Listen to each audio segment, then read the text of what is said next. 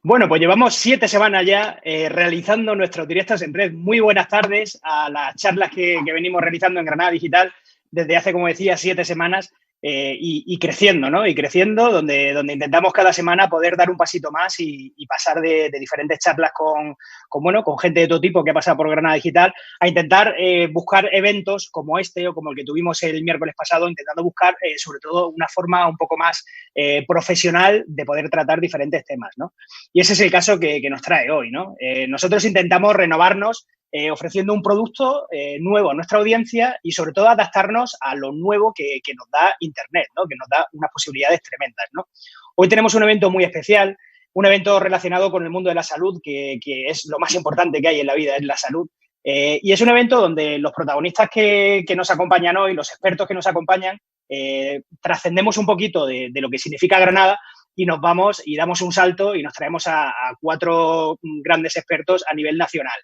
¿Y eso qué significa? Eso significa también que nuestra audiencia crece un poco y se sale del ámbito granadino o andaluz y también llega a cualquier rincón de España, ¿no? Y entonces yo tenía que aprovechar la oportunidad como director de Granada Digital de poder contarle a esa nueva gente que hoy nos está siguiendo a través de granadigital.es este evento, qué es Granada Digital. Y me vais a permitir que haga una pequeña cuña donde os cuente muy brevemente dónde estamos hoy día, ¿no? Granada Digital hace 6 años y medio que el actual equipo se hizo cargo del periódico. El proyecto, la verdad es que tenía muchísimas posibilidades porque fue el primer periódico digital de Granada y provincia, ¿no? Y eso nos daba unas posibilidades tremendas en el medio y en el corto y en el medio y en el largo plazo, pero en el corto plazo era un poco más complicado. Nosotros teníamos 30.000 lectores al mes cuando nos hicimos cargo, como decía, hace 6 años y medio aproximadamente, y hoy día tenemos 710.000 lectores al mes. Esos son datos recogidos del pasado mes de abril a través de Google Analytics y de OJD que nos audita. En este mes de mayo, crucemos los dedos porque todo pinta que vamos a alcanzar los 800.000 lectores y la verdad es que estamos muy orgullosos, ¿no? Más de 120.000 seguidores en nuestras redes sociales y todo bajo un prisma donde la inmediatez, el rigor informativo y, sobre todo, los contenidos audiovisuales han sido nuestra seña de identidad para convertirnos en el diario líder nativo digital de Granada y provincia. Pero lo mejor es que veamos esto que les estoy contando con nuestra gran fortaleza, que son nuestros vídeos. Vamos a verlo con este pequeño vídeo que es Granada Digital.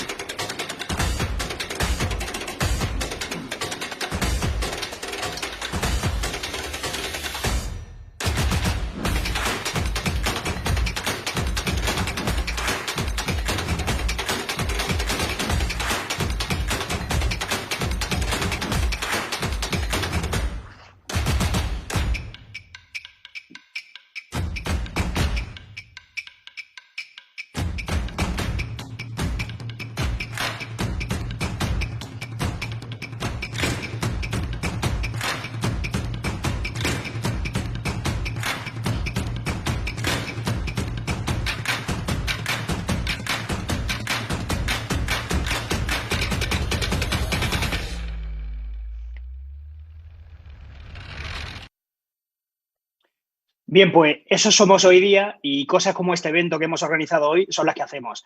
En Granada Digital creemos que ahora más que nunca es el momento de los profesionales y por eso hemos pensado que la mejor manera de hacerlo realidad es predicando precisamente con el ejemplo y creando un espacio donde ellos, los profesionales, nos cuenten dónde estamos y hacia dónde vamos.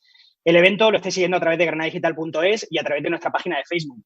Ya lo hicimos, como decía antes, la semana pasada con un evento enfocado al turismo MICE. Y en esta semana, como decía al principio, lo hacemos con un evento sobre lo más importante que hay en el mundo, que es la salud. Sin la salud no tenemos absolutamente nada.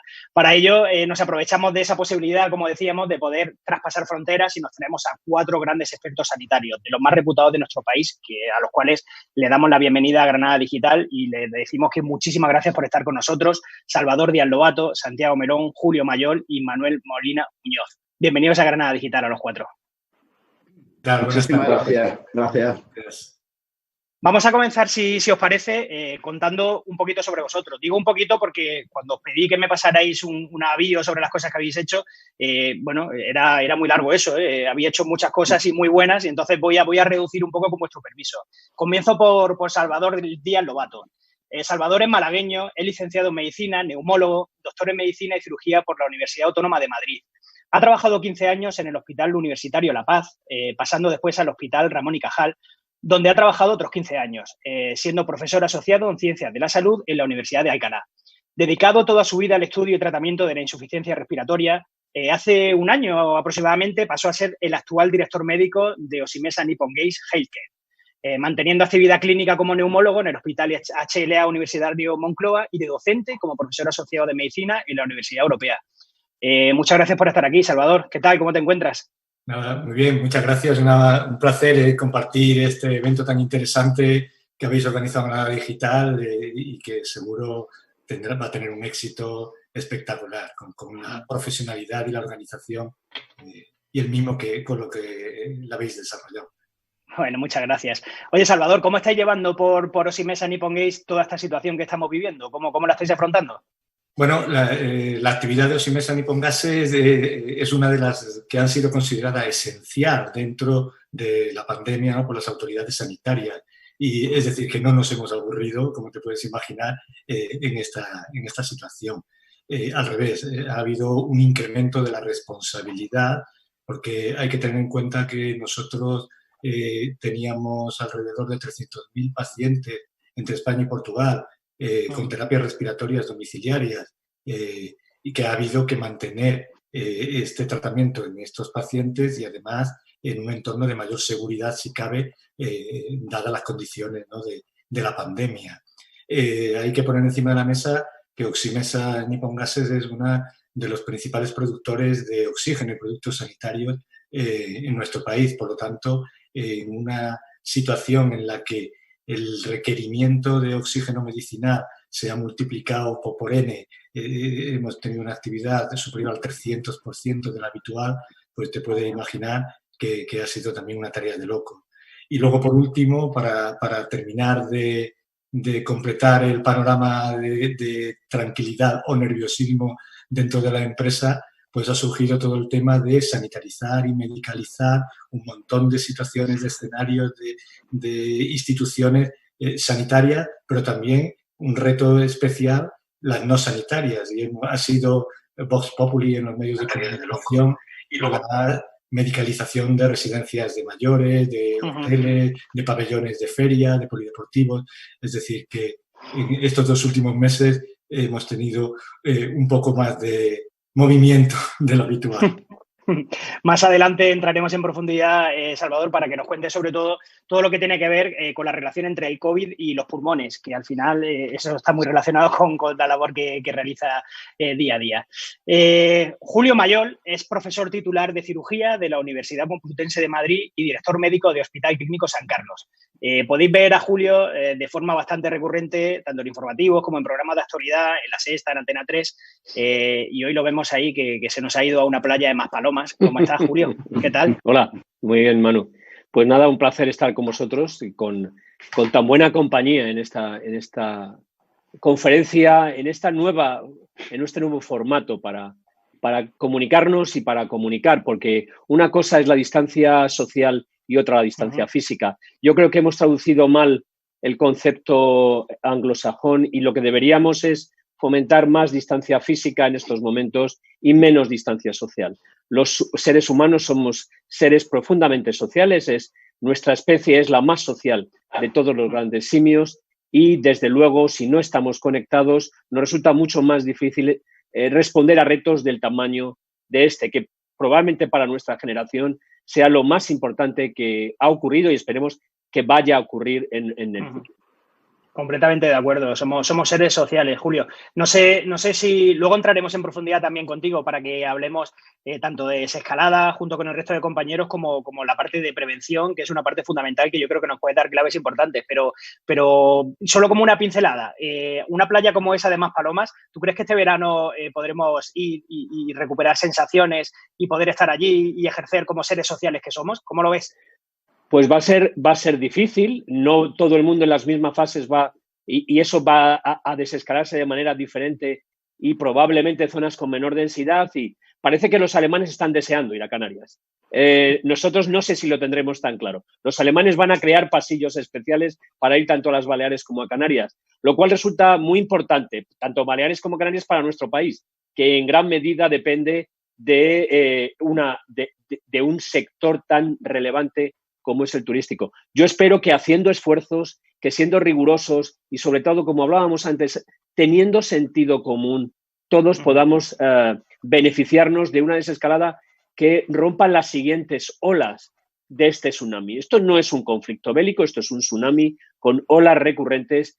Una de ellas en el sistema sanitario es lo que nos queda ahora de todas esas personas que no hemos podido tratar durante prácticamente 3 meses, y otra es cómo recuperar un paso normal para que no suframos una crisis social de gran magnitud. Pues de Madrid, donde está Julio, aunque de fondo parezca que está en Maspalomas, nos vamos hasta una fantástica tierra, nos vamos a Asturias, nos vamos a Oviedo a hablar con Santiago Melón, que es jefe de sección de virología en el Hospital Luca de Oviedo. Santiago, siempre relacionado con la microbiología. De tu experiencia profesional, luego trataremos de sacar en claro cómo es este virus que tanto nos está afectando a todos. Santiago, ¿qué tal? ¿Cómo estás?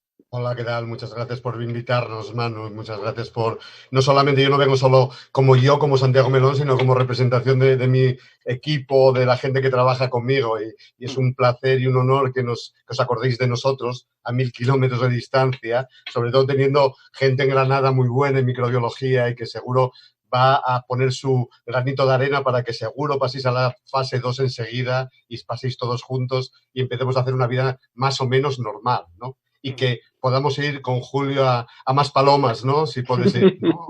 Y con los alemanes, si es posible. Y a poder ser con una botella de sidra debajo del brazo. Sí, por supuesto, para todos. Yo no sé si estaré a la altura de Salvador, de Manuel y de Julio, pero bueno, aquí estamos. Muy bien. Oye, Santiago, luego entraremos en profundidad, pero ¿tú crees que antes de que llegue 2021 podrá llegar esa ansiada vacuna para frenar el COVID-19?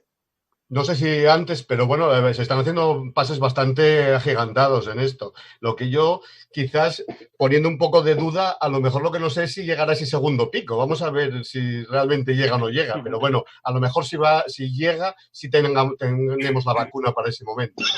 Habría que pensar todo esto, no sé. Nos está sorprendiendo mucho, o por lo menos a mí, quizá hay expertos, o Salvador o Manuel o Julio me pueden contradecir, pero... me sorprende mucho los datos de la seroprevalencia y me sorprende, no sé, algunas cosillas que quizá podemos comentar más tarde. Fantástico. Pues ahora lo sacamos de nuevo. Déjame, Santiago, que presente a nuestro cuarto experto que tenemos hoy con nosotros en Granada Digital. Se trata del actual director gerente del Hospital Universitario Virgen del Rocío del Sevilla, Manuel Molina Muñoz. Manuel es nuestro representante granadino hoy aquí dentro de Granada Digital, porque Manuel creció, se formó en nuestra ciudad, licenciado en Medicina y Cirugía por la Universidad de Granada, médico doctor por oposición y diplomado en Valoración Médica de Incapacidades por la Escuela Nacional de Medicina del Trabajo. Ocupó en su día diferentes puestos directivos en el INSALUD, fue director general de Calidad e Inspección y posteriormente gerente de la Agencia Antidroga, llegando a ser viceconsejero de Sanidad en la Comunidad de Madrid, hasta regresar cerquita de su tierra, Sevilla, hace 1 año y pico, para dirigir el Hospital Universitario Virgen del Rocío, en un momento muy, muy complejo para dirigir un hospital público y sobre todo un hospital de la talla del Virgen del Rocío de Sevilla. Manuel, complicado ese estreno en la gerencia del hospital. ¿Cómo estás? Bienvenido. Muchísimas gracias, pues encantado de poder estar aquí en Granada Digital, estar en mi tierra, para mí desde luego, pues bueno, pues es un placer, ¿no? Sí, es un enorme reto. Todo el mundo me decía, bueno, hombre, después de todos los puestos que has desempeñado, no te va a ser difícil. Pues no tiene nada que ver, un gran hospital como el Hospital Universitario Virgen del Rocío con una dirección general o con una viceconsejería o con el Servicio Madrileño de Salud. Es distinto y tiene sus dificultades. También tiene su recompensa y estoy de verdad enamorado del hospital. Es un magnífico hospital, el más grande de Andalucía y con más de 20 servicios de referencia nacional, tanto en el ámbito asistencial como en el ámbito de investigación, pues desde luego es algo para estar orgulloso, poder estar al frente de este hospital. Por lo tanto, acercarme a mi tierra y dirigir un magnífico hospital, pues es un placer. Y como decía antes, también estar tan cerca de Granada, pues me ilusiona mucho. Claro que sí.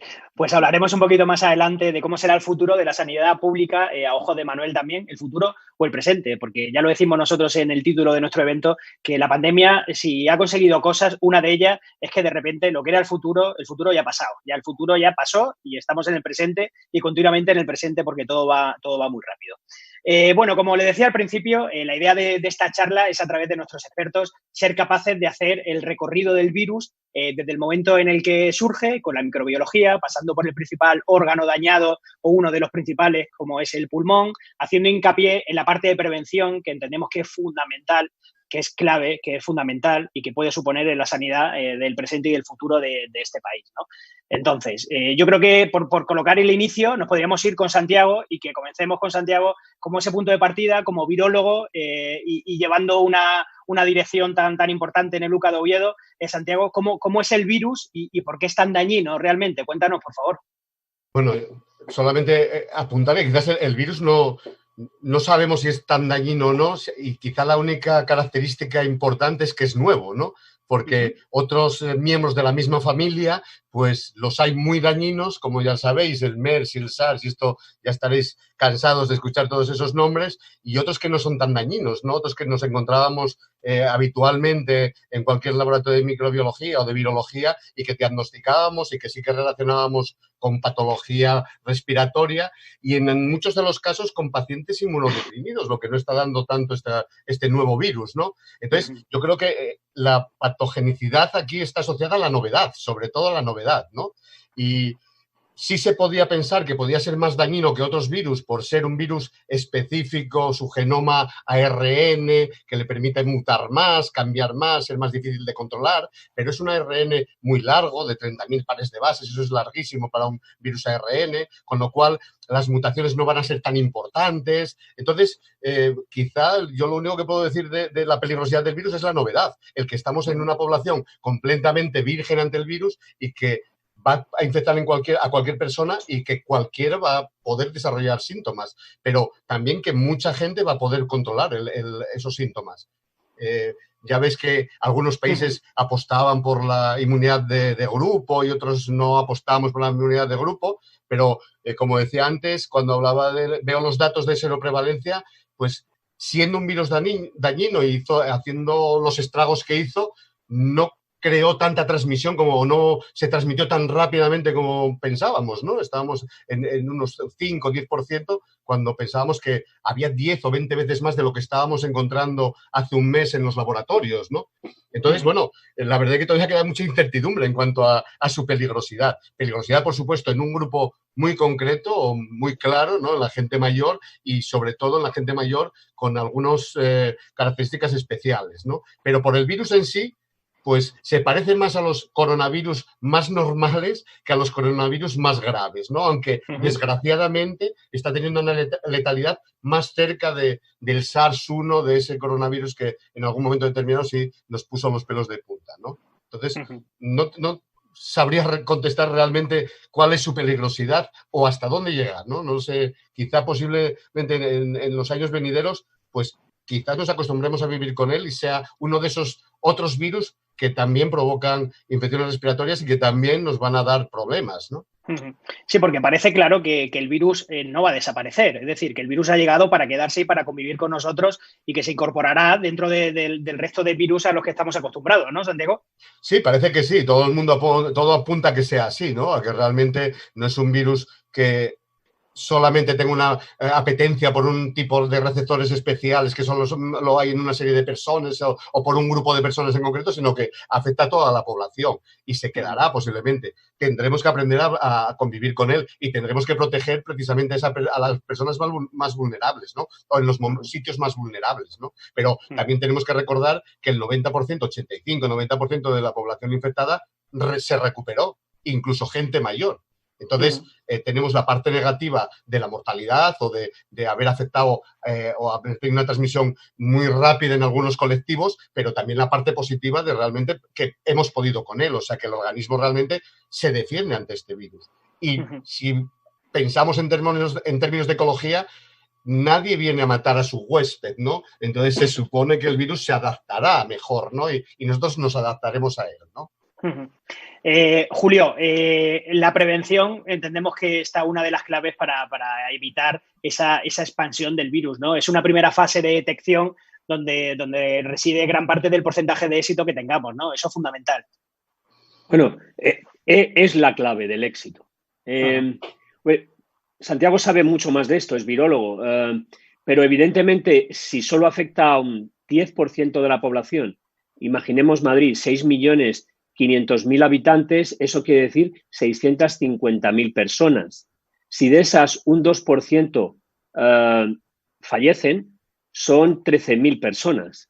Esos son grandes números. Lo que pasa es que los seres humanos no son muy buenos calculando grandes números. Y además nos resulta difícil tomar decisiones. Tenemos que tener muy claro cómo se transmite este virus. Santiago ha explicado qué hace, pero fundamentalmente es por contacto directo con gotas respiratorias, que son gotas grandes, que tienen una distancia normalmente en las que salen cuando hablamos o cuando tosemos, cuando estornudamos, aproximadamente 2 metros. Por tanto, la distancia es la mejor manera de intentar romper la transmisión. Cuanta más distancia entre dos personas, menos probabilidades hay de que el virus salga en una de estas gotas de flujo y se transmita a un sujeto susceptible.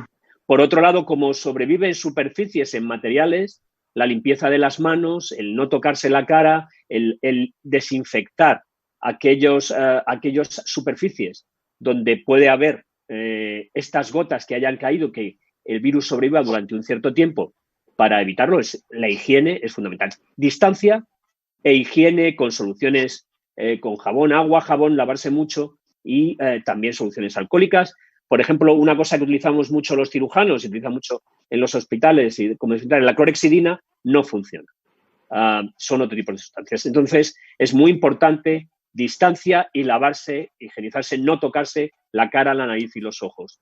Otra de las posibilidades es la transmisión por vía aérea, por aerosoles. Eso fundamentalmente ocurre en zonas donde se hace manipulación de la vía aérea, especialmente en los centros sanitarios. Esto requiere además métodos de barrera y protección para evitar que primero se infecten los profesionales sanitarios, que deben ser una prioridad siempre en un problema de pandemia como esta.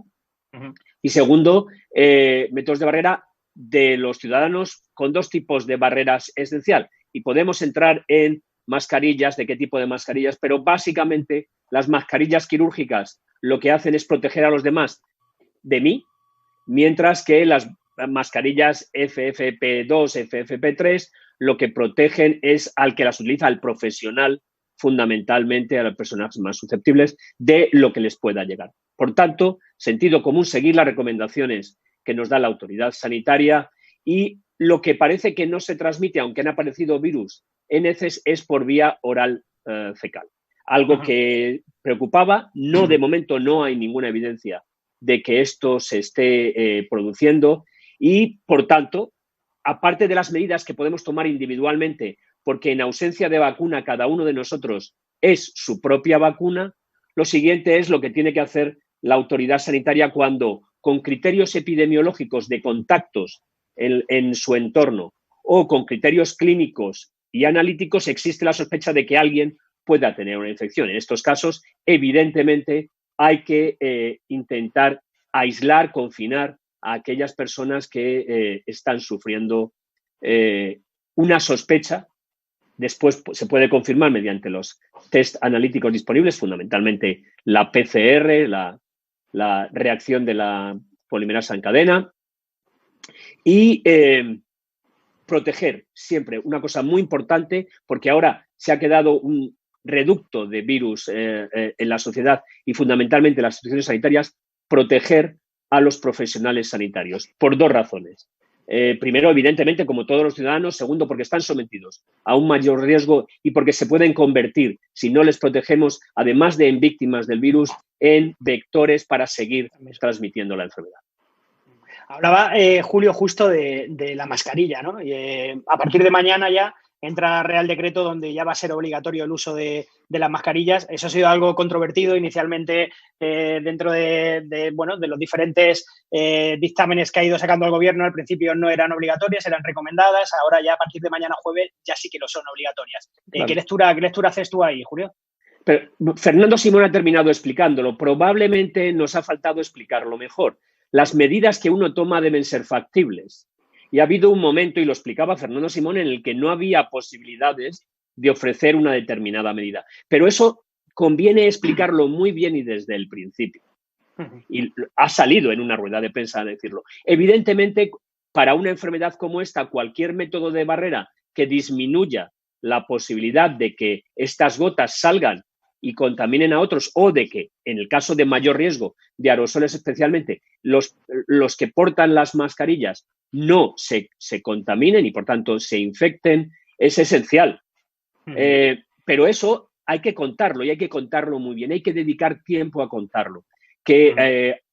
Si no, puede ocurrir que estés generando una medida que sea contraproducente porque no tienes toda la capacidad para responder a la demanda ingente que se va a producir de estos dispositivos. La importancia de la comunicación, ¿eh? Y aquí me lo llevo yo a mi terreno, pero es que es fundamental, ¿no? Que seamos capaces de poder transmitir y comunicar bien todo lo que sucede, porque la buena intención entiendo que se presupone, por supuesto, ¿no? Y no hay ninguna duda, ningún género de duda, pero claro, hay que contarlo bien, ¿no? Todo el mundo, nadie quiere que esto no funcione, nadie quiere que estas cosas pasen, pero yo suelo decir que la curación empieza por la comunicación.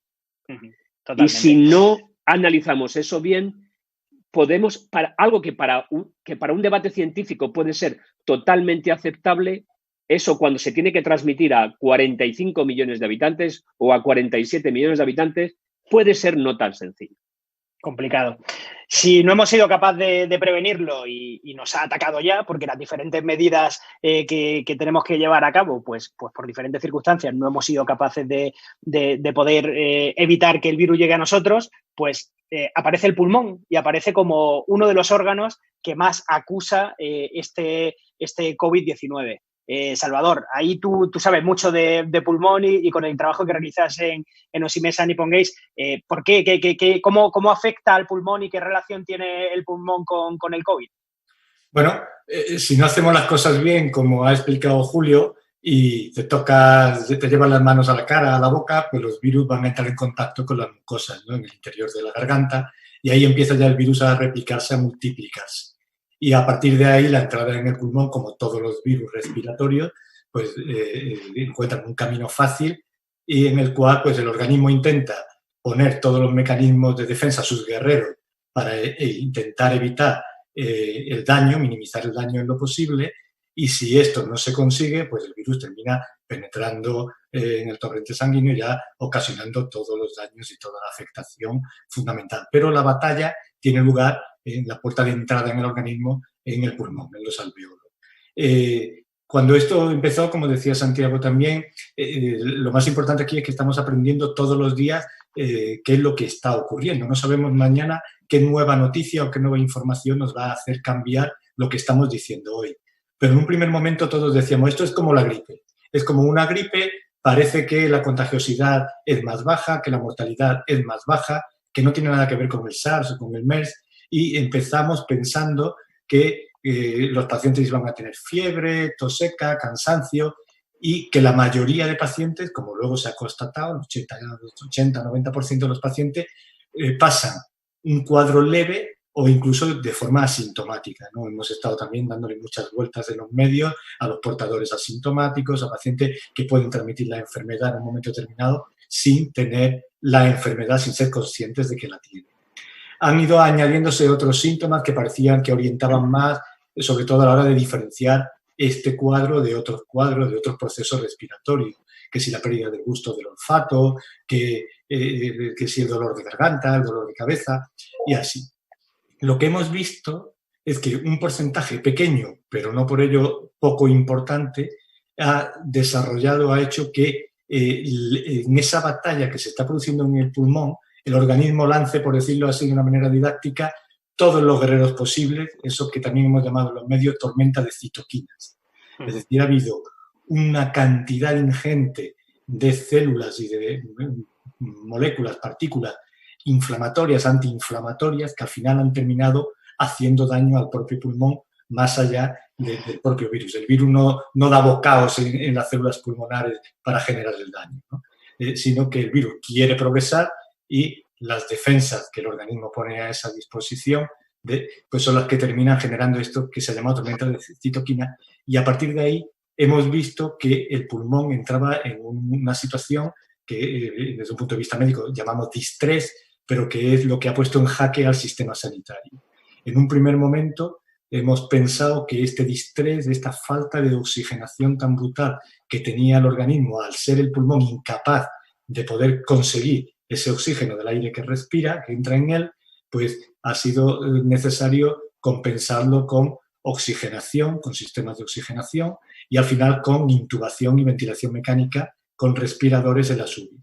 Y eso ha dado también cuerpo a todas estas noticias y cúmulo de conocimiento en los medios de la falta de respiradores, la falta de camas en UBI, la falta de camas para tratar a estos pacientes críticos que han desbordado muy por encima de todas las posibilidades y expectativas iniciales la capacidad del sistema sanitario para asumir este reto.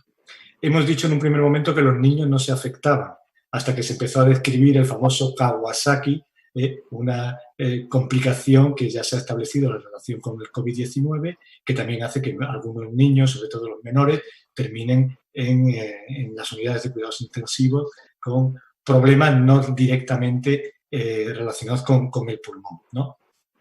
En definitiva, el pulmón como órgano de entrada del virus al organismo y como órgano donde se establece la lucha y la batalla para evitar esta entrada es el que ha sufrido la mayor parte de las consecuencias de la fase aguda. Y ahora lo que estamos viendo con los pacientes que ya se están empezando a recuperar, los pacientes que han tenido formas más graves de la enfermedad y están saliendo de las UBIs y están saliendo ya a casa o a las plantas de hospitalización, estamos viendo lo que se empieza a llamar las secuelas post-COVID, que son secuelas fundamentalmente pulmonares. Se está hablando de que muchos pacientes van a quedar con cuadros que llamamos de fibrosis pulmonar, con cuadros de hipertensión pulmonar, con cuadros parecidos al asma, de hiperreactividad bronquial. Es decir, que esto no ha hecho más que empezar y junto a todo el impacto que ha tenido, digamos, como insuficiencia respiratoria aguda, como causante de insuficiencia respiratoria aguda, probablemente seguiremos hablando del post-COVID también como una nueva forma, una nueva vía para generar problemas respiratorios crónicos, como pasó en su día con la tuberculosis o con otras enfermedades respiratorias. Justamente ese post-COVID creo que es clave, ¿no? en cómo vamos a ser capaces de reinventarnos a partir de ahora bueno, prácticamente en la gran mayoría de los sectores productivos que tenemos en este país. Y uno de ellos, desde el punto de vista de readaptarse y de cambiar diferentes hábitos de trabajo y de cómo se realizaba hasta ahora, es la propia sanidad, ¿no? Manuel, desde tu experiencia profesional dirigiendo sanidad desde diferentes puntos de vista, como lo has dirigido, como comentamos al principio, desgranando un poco tu trayectoria, ¿cómo crees que va a ser o que ya está siendo, porque estoy seguro que ya lo está siendo, porque ya estáis cambiando hábitos, esa nueva sanidad post-COVID?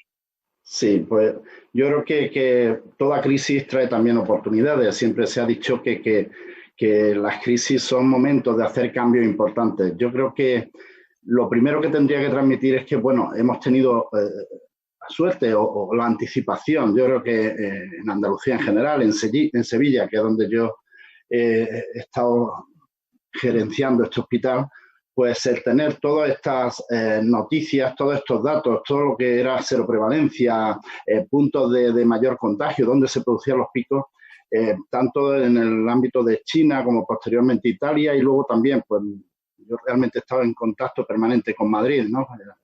Con mis compañeros, pues de estos 32 años, la verdad que me han ayudado muchísimo. Y lo primero que vimos es que en China, nos lo dijeron rápidamente, el 40% de las personas infectadas se habían producido en los hospitales, en los centros sanitarios. Por lo tanto, nuestro criterio inicial fue, lo primero, pero esto en enero ya hicimos nuestro plan de contingencia en Andalucía y el plan de contingencia en el Hospital Virgen del Rocío. Lo primero fue establecer dobles circuitos asistenciales a todos los niveles, en urgencias, en hospitalización, en cirugía, en UCI, porque sabíamos que el mayor número de contagios se producía a nivel de los centros sanitarios. Y también, como ha dicho Julio, por desgracia también entre muchos profesionales sanitarios que actuaban también como vectores, como muchas veces enfermos transmisores asintomáticos que han mantenido esos picos tan elevados, y eso nos hizo ver que teníamos que establecer esos sistemas diferenciados y sacar al paciente del hospital. Hay que huir del hospitalcentrismo. Siempre que hay un problema de esto, la gente acude masivamente al hospital. Hay que huir y nosotros en el momento de mayor incidencia, que fue al final de marzo, principio de abril, el Hospital Virgen del Rocío tuvo 27 pacientes en UCI, no llegó a 100 pacientes en plantas de hospitalización. Sin embargo, llevamos 162 pacientes en seguimiento domiciliario. Solo lo que potenciamos al máximo fueron nuestras unidades de hospitalización domiciliaria en medicina interna y coordinados con atención primaria. Atención primaria es fundamental en estos casos, porque lo que intentamos es que no se acumulen en el hospital, sino todo lo contrario. Todos los casos moderados o leves, llevar su asistencia a nivel del domicilio o en su caso la medicalización de residencia. Uno de los puntos fuertes también en casos y en fallecimientos, pues también se medicalizaron inmediatamente a través de medicina interna y se ha podido hacer el seguimiento en las propias residencias. Manuel... Sí, una cosilla solamente quería apuntar, sobre todo a Manuel, que tiene la oportunidad, es que además de todo eso que han hecho, seguro que es maravilloso, seguro, yo creo que se le olvidó, pero también potenciar a los laboratorios de microbiología. Sí, bueno. Y que, como decía Julio, la prevención es importante, y la prevención empieza por el diagnóstico. Creo que uno de los puntos importantes que hemos tenido aquí en Asturias ha sido adelantarnos muchas veces al diagnóstico, incluso cuando nadie lo estaba buscando, empezar a buscar esto. Y a veces eso, sí, los virus eran algo olvidado, ¿no? Pero estaban ahí, provocaban neumonías y demás, y eso lo sabrá mejor Salvador. Y yo creo que cuidar a la microbiología también es importante, ¿no? Y poner las herramientas para hacer los diagnósticos. Y no precisamente a favor del diagnóstico masivo, ¿eh? No estoy a favor del diagnóstico masivo. Creo que es cierto error, sino, como él dice, intentar controlar dónde están los focos de infección, intentar controlar a los contactos, que también lo decía Julio, yo creo, e intentar saber dónde tenemos el foco y poder trabajar en ese diagnóstico. Y no a cualquiera que hoy se hace un test, mañana puede infectarse. Hay que saber dónde tenemos el foco y dónde tenemos que hacer el diagnóstico. Por supuesto que es así, y además yo creo que ha sido fundamental el servicio de microbiología. Sabéis que aquí tenemos la unidad de gestión en clínica y eso nos ha dado un valor añadido. La unidad de gestión clínica comprende tanto infecciosos como medicina preventiva, como microbiología, todo bajo un solo paraguas que nos ha permitido una coordinación magnífica. Nuestro servicio de microbiología, además, en colaboración con el Instituto de Investigación Sevillano, del IBIS, hemos podido multiplicar por 10 la capacidad de PCR. Como he dicho, la próxima semana nos llegará también un mega robot que han donado a través de múltiples empresas, que nos va a permitir hacer 2.400, aparte de lo que ya estamos haciendo, 2.400 PCR diarias. Esto, desde luego, nos va a permitir, a través de atención primaria, yo, aunque sea gerente de hospital, es que valoro muchísimo la atención primaria y creo que tenemos que estar perfectamente coordinados, ¿no? Y ese seguimiento de casos, seguimiento de pacientes sintomáticos y todos sus contactos va a ser la clave fundamental, no para acabar con este virus, que como muy bien ha dicho Santiago, yo creo que va a permanecer, pero sí a evitar esos picos, ¿no? Acostumbrarnos a vivir con el coronavirus, habituarnos, como también nos hemos habituado a vivir con el HIV, con el SIDA, que también, acordado del pánico que generó, pues bueno, el virus del SIDA sigue conviviendo con nosotros, se han establecido todas las medidas de control y realmente pues ya nadie lo considera ningún peligro. ¿Te acuerdas, Julio, cuando poníamos las historias clínicas les poníamos unos puntos rojos. Puntos rojos. Puntos rojos o doble roja para decir, tened cuidado con este que tiene archivo. Era una cosa que vista ahora es... era tremendo. Ibas por el pasillo, acompáñame, y veías al celador con la historia, con el punto rojo. La carpeta con el punto rojo. Madre mía. Otra pregunta que me gustaría hacer, sobre todo a Salvador, cuando habla del pulmón y del virus. Sí parece ser que el pulmón es el que sufre, y parece ser que sufre por esa tormenta de citoquinas, por esa respuesta descontrolada del mismo organismo, pero también es verdad que nosotros, por lo menos en el laboratorio, los pacientes más graves tienen mucho virus en los aspirados traqueobronquiales o en los lavados broncoalveolares.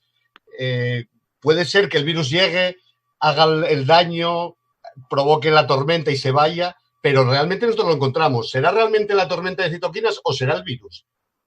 De hecho, tratamientos que se han intentado de corticoides y demás, pues bueno, tienen una cierta seguridad y demás, ¿no? No sé, ¿qué opinas de esto? Fíjate, en el sentido, por ejemplo, terapéutico, cómo ha ido también evolucionando todo esto desde el primer momento, ¿no? En un primer momento decía, oye, es una infección viral, hay que restringir el uso de corticoides, porque claro, entonces bajas tus defensas y potencia la actividad viral. Y luego lo que se ha puesto encima de la mesa y ha habido como un punto de inflexión, un mejor manejo de los pacientes en el momento que se han introducido los corticoides en este sentido. Otro de los grandes puntos de inflexión que ha habido en el tratamiento de la infección ha estado en relación con el uso de los sistemas de apoyo ventilatorio, de soporte ventilatorio. En un primer momento, los primeros documentos del Ministerio del Gobierno ya decía, por ejemplo, que todas las terapias no invasivas, la ventilación mecánica no invasiva, la CPAP, la terapia de alto flujo, como generaban aerosoles en mayor proporción que otros sistemas, como decía Julio antes, había que evitarlos y fueron como condenadas a no usarse o recomendada la no utilización. Y había que decidir intubar a todo el mundo. Yo creo que eso ha llevado a una mayor presión sobre las UBI y un mayor consumo, ¿no?, hasta dejarlo exhausto de respiradores y de ventilación mecánica invasiva. ¿Qué ha pasado?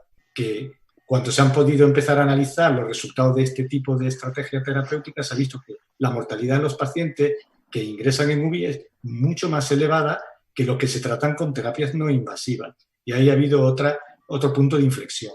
Yo creo que, contestando a la pregunta, Santiago, exacta que me haces, el virus tiene su vida. Si los macrófagos, las células defensivas en el pulmón, pues las van atrapando, las van digiriendo, las van eliminando, eso tiene un proceso, pero la viabilidad del virus, la capacidad de detectar virus se está manteniendo, lo sabemos por las PCRs y demás, se está manteniendo un tiempo una vez que el paciente pasa la enfermedad. A veces nos encontramos pacientes que dan PCR negativa y luego a la semana otra vez PCR positiva. Llevamos a la misma discusión que hemos tenido históricamente con la tuberculosis. Las baciloscopias son positivas, pero ¿son bacilos vivos o son bacilos muertos? Es decir, que estamos en un mundo, como dices tú, aprendiendo todos los días y hay mucho que aprender todavía acerca de la dinámica vital del virus y quién es el que hace daño realmente o hasta dónde el daño que se produce depende de la autoagresión que se induce el propio organismo con esa tormenta de citoquinas o del virus que realmente cause daño directo por estar estimulando precisamente todo este sistema inmunitario natural. A mí me parece muy interesante lo que estáis comentando, que esto en este debate suena muy bien, pero esta ha sido la primera pandemia y la primera pandemia tuiteada. Hemos tenido mucha más información que conocimiento. La información es enorme, hemos podido secuenciar el genoma del virus prácticamente inmediatamente, tenemos gran capacidad de proceso de datos, pero no somos tan capaces de transmitir el tiempo que lleva pasar de la información al conocimiento. Y esto lo hemos hecho delante del público y nos ha visto el público continuamente. Esto ha contribuido, sin duda, a una situación o a una determinada crisis social porque han visto cómo es la ciencia. La ciencia no responde, no busca la verdad, busca descartar lo que es mentira. Y eso, que es difícil de entender, para nosotros es lo habitual, como en este tipo de debates, pero eso el público no lo había visto nunca. Y yo creo que eso ha sido casi tan dañino o potencialmente tan dañino como el propio virus, que lo ha sido mucho, lo ha sido enormemente. Pero esto me parece interesante, porque estos debates que aquí se producen, con la gran cantidad de información que tenemos, es muy difícil de entender para personas que no están acostumbradas a cuestionar continuamente la verdad oficial. Entonces, nosotros lo hacemos y primero dices qué es esto, pero luego dices, bueno, es que también el endotelio se afecta mucho y eso hace que se produzcan tanto macroembolias como microtrombosis a nivel pulmonar, que aumenta espacio muerto. Este tipo de debates que nos hace a todos hablar del pulmón, pero a la vez de la repercusión sistémica que tiene este virus, nunca se había tuiteado, nunca se había transmitido en directo.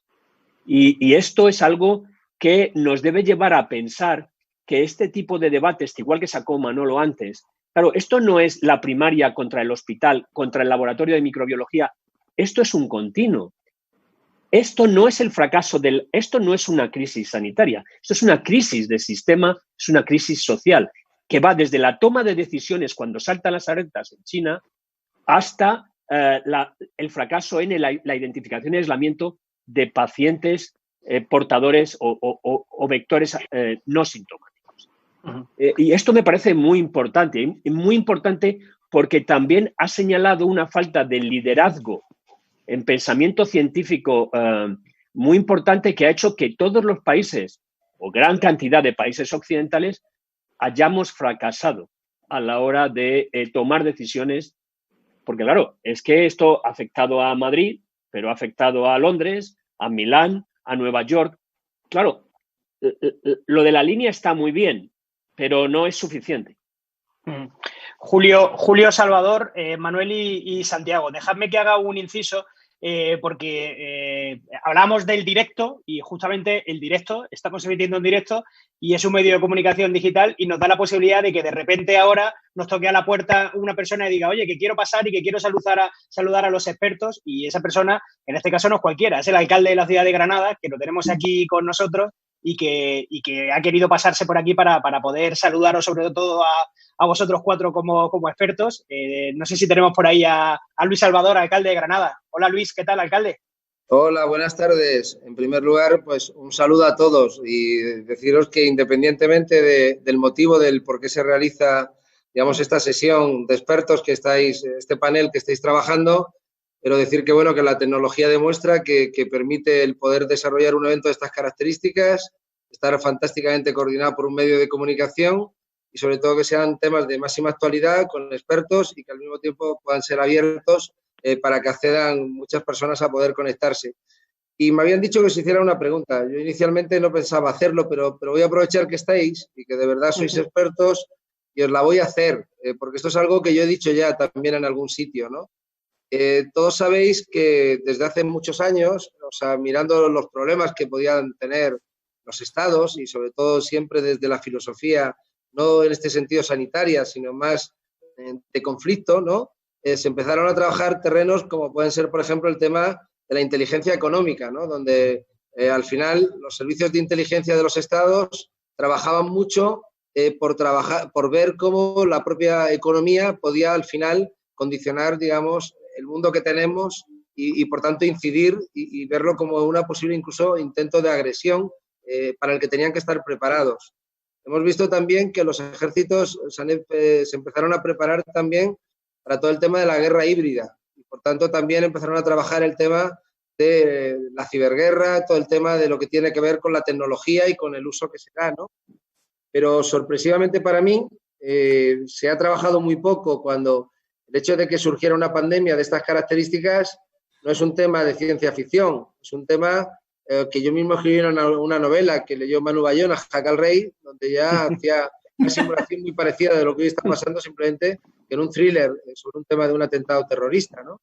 Lo que está pasando no nos sorprende, yo creo, a nadie, por mucho que haya desbordado a todo el conjunto de la humanidad. Entonces, lo que yo quiero preguntaros, como expertos, si no os parece que la Organización Mundial de la Salud, que que las Naciones Unidas, que los estados debían de haber trabajado sobre estos hipotéticos escenarios que no son tan difíciles de haber previsto, de un virus contagioso con una patología alta que afecte, digamos, a nichos de población muy concretos, que tenga una virulencia, o sea, todo lo que estamos viendo en el COVID, si no se podía haber trabajado en esa inteligencia también de riesgo para haber preparado también protocolos que hubieran permitido dar una respuesta mucho más rápida por parte de todos los estados. Porque todos hemos visto el caos que ha sido el organizarse para poder comprar material necesario para poder atender esta crisis. Y hemos visto que cuando hay un 40% de personal de la sanidad, o sea, que forma parte, digamos, de las personas que se han contagiado y también por falta de ese tipo de materiales de prevención inicialmente, por eso quería preguntaros que habléis un poquito sobre todo esto, ¿no? Sobre si no se debería de haber invertido dinero, no se debería de haber trabajado sobre los sistemas sanitarios, en la prevención de los cortafuegos, ahora que es esto que se llama distancia social, para que ante una hipotética pandemia que se ha llamado COVID-19 o podía haber sido dentro de un año o dentro de 6 meses u otra, estar preparados como sociedad para que haga el menor daño posible y no como hemos visto en este momento que ha venido y, digamos, se ha llevado por delante, pues, digamos, muchas cosas que habiendo estado previsto quizás se hubiera podido tratar de otra manera. Por lo demás, agradeceros todo lo que estéis aportando esta tarde, que estoy seguro que será muy interesante para todos. Gracias, alcalde. Julio, Manuel, Santiago, Salvador, vosotros mismos. Gracias, Luis. Soy Manolo Molina. Nos conocemos, el alcalde y yo hemos comido alguna vez también. Hemos visto el fútbol al Granada, lo hemos visto algún día juntos también. Vamos a ver, yo creo que aquí lo que pasa siempre es que viene el lobo. En el ámbito de la salud pública es muy frecuente que se piense que se está exagerando. Siempre dice, esto no puede ser, está pasando en China, pero nosotros tenemos un sistema magnífico, muchísimo mejor preparado. Yo creo que eso es. O sea, estábamos avisados, pero no estábamos prevenidos. Aquí teníamos una situación que se dio hace unos años, que vivimos, yo lo viví personalmente también en Madrid, con la gripe A. Todavía tenemos algunas salas de hospitales repletas de medicamentos y de material que se compró y se almacenó para prevenir la gripe A, que luego pues realmente pues fue lo que fue, ¿no?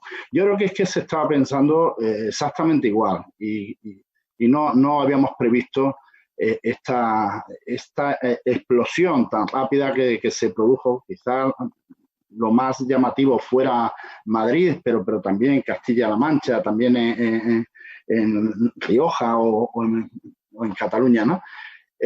Pienso que estábamos advertidos, pero no estábamos prevenidos. También la deslocalización de la fabricación de todos estos productos pues nos ha pillado también a contrapié y cuando hemos intentado hacer las compras, que bueno, pues nosotros, por ejemplo, en Andalucía teníamos garantizado algo, pero se decretó el estado de alarma y se dispuso el mando único, que lo que nos hizo fue bloquearnos nuestra mayor fábrica de mascarillas aquí en Alcalá Real, ¿no? Eso para nosotros pues fue bastante penoso. Y como he dicho, entiendo que y Julio lo ha dicho también muy bien, que muchas veces los protocolos no se hacen solamente por lo que uno cree, sino por lo que uno puede aportar. Y algunos protocolos iniciales no sé si iban más orientados a decir, no vayamos a decir que utilice todo el mundo mascarillas porque es que no las tenemos.